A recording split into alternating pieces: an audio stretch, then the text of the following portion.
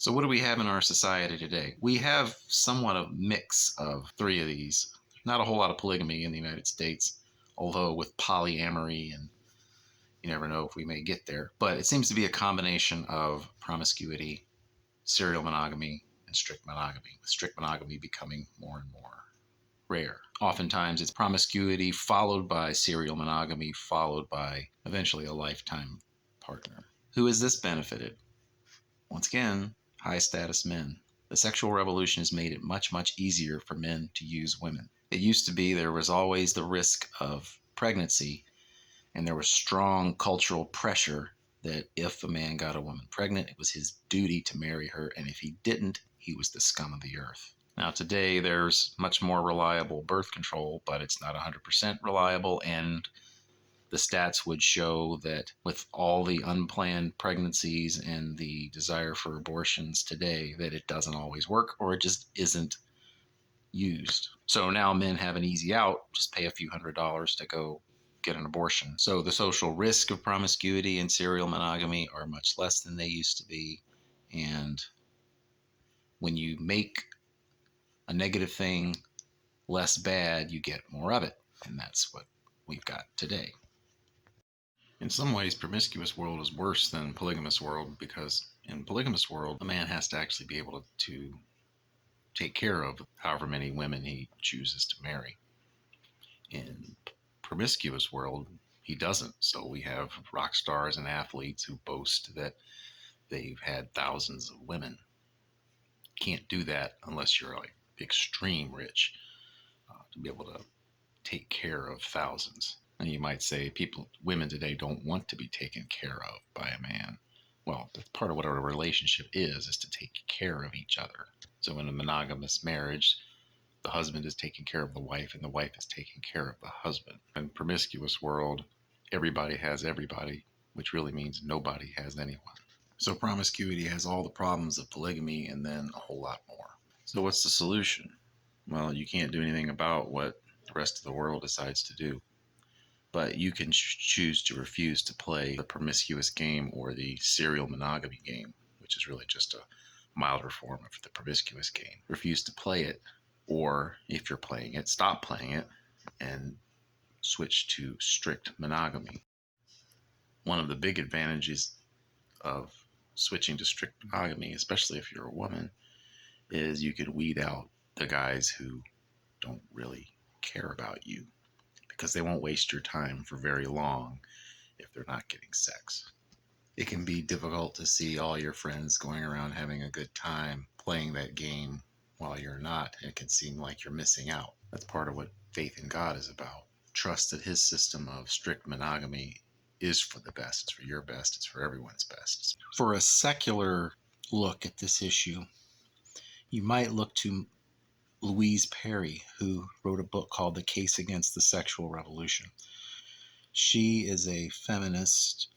She comes from a left-thinking background, and she still is on the economic side of things. But in terms of sexuality, she recognizes that monogamy is what's best for everyone, for men, for women, and for children. And she goes through a long history of that. She sees the modern sexual revolution as the second sexual revolution, the first one being in the first century, when Christianity came along and in a lot of ways transformed the Roman world from one of promiscuity, polygamy, prostitution, pedophilia, a system that greatly favored high status men at the expense of low status men, women, and children, as we've been saying. By and large, women have already had this perspective. Most women don't want to be promiscuous. They want a stable relationship with one man who's the father of all of her children. Louise Perry sees the first century as a time when men were encouraged to think more like women do about this question, to be, as the Bible calls it, the husband of one wife. So men were being encouraged to look at sexuality the way that women do. And in the modern sexual revolution, the reverse has happened. Women have been encouraged to look at sexuality the way that men do, which has played right into the hands of people like Hugh Hefner, who is, for example, of high status man who lives the promiscuous life and has a grand old time, at least outwardly. he appears to. Anyway, I'm not going to be able to give her ideas justice, so look for videos with Louise Perry, and or look for her book, The Case Against the Sexual Revolution. A couple of caveats. As I said, she's secular, so she's going to talk about evolution a fair amount, and she's also in favor of free access to first trimester abortions. But I would encourage you, if you don't like the theory of evolution and you don't like abortion, don't throw out the baby with the bathwater. Give her other ideas a chance, because she makes a lot of sense, and she has a chance to get through to people on Christian sexual ethics, even if they don't believe in Christianity. Perry also criticizes the modern doctrine of consent. Not that she's saying that sex should occur without consent, but that consent is just a very, very low bar to set. That, so I can do anything to anyone as long as I can get them to consent to it. It's a destructive principle, because it seems to give people the excuse to do whatever they want. This is an extreme example, but Perry cites cases where women were killed, some sort of violence or choking or something, that they consented to, and yet they died. Anyway, I'm not going to do this one justice either, so I encourage you to look up Louise Perry. One area where Perry doesn't go far enough is in advising women to wait at least 3 months before having sex with a new person. 3 months, that's not very long. She should be encouraging them to wait till marriage. But even with a 3 months recommendation, she has women push back and say, but what man's going to wait 3 months? That's the culture that we've created with our modern mix of serial monogamy and promiscuity.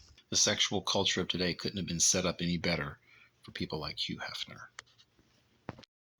And it's been made increasingly difficult for women who want to find the right man and aren't going to settle for a temporary serial monogamy.